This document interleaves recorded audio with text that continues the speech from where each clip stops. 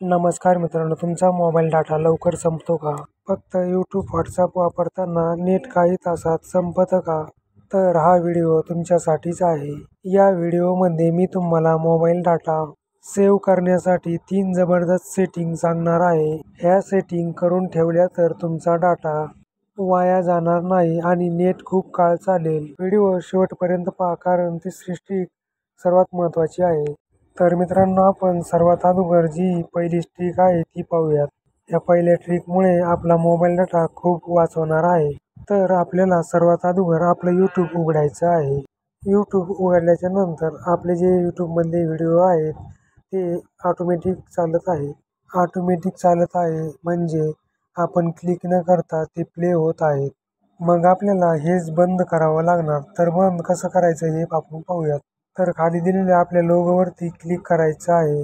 लोगोवरती click केल्याच्या नंतर आपल्याला वरती सेटिंगचं ऑप्शन दिसेल, त्यावरती क्लिक करायचं आहे. सेटिंगवरती क्लिक केल्याच्या नंतर आपल्याला समोर दिसेल सामान्य, यावरती क्लिक करायचं आहे. मग तुम्हाला खाली दिसेल व्हिडिओमधील प्लेबॅकवरती क्लिक केल्याच्या नंतर तुम्हाला असं दिसेल सुरू आहे, तर आपल्याला बंद यावरती क्लिक करायचं आहे. तर मित्रांनो, ही झाली आपली पहिली सेटिंग.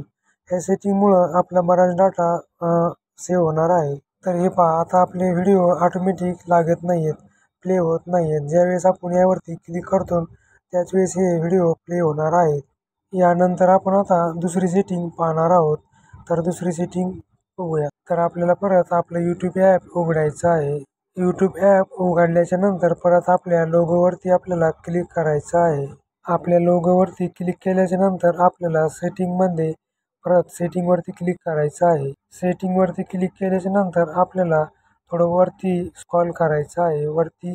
वरती थोडं स्क्रॉल करून घ्यायचं आहे. मग आपल्याला डेटा सेव्ह करणे यावरती क्लिक करायचं आहे. मग आपल्याला इथे दिसेल डाटा बचत मोड, आपल्याला ह्या सुरू करायचं आहे. ही सेटिंग केल्यामुळं आपला बराचसा डाटा वाचणार आहे. तर मित्रांनो, ही झाली आपली दुसरी ट्रिक. आपण आता तिसरी ट्रिक पाहणार आहोत. ती आहे महत्त्वपूर्ण, त्यासाठी पूर्ण पहा. तर आपल्याला आपलं जे यूट्यूब ॲप आहे त्याला दाबून धरायचं आहे.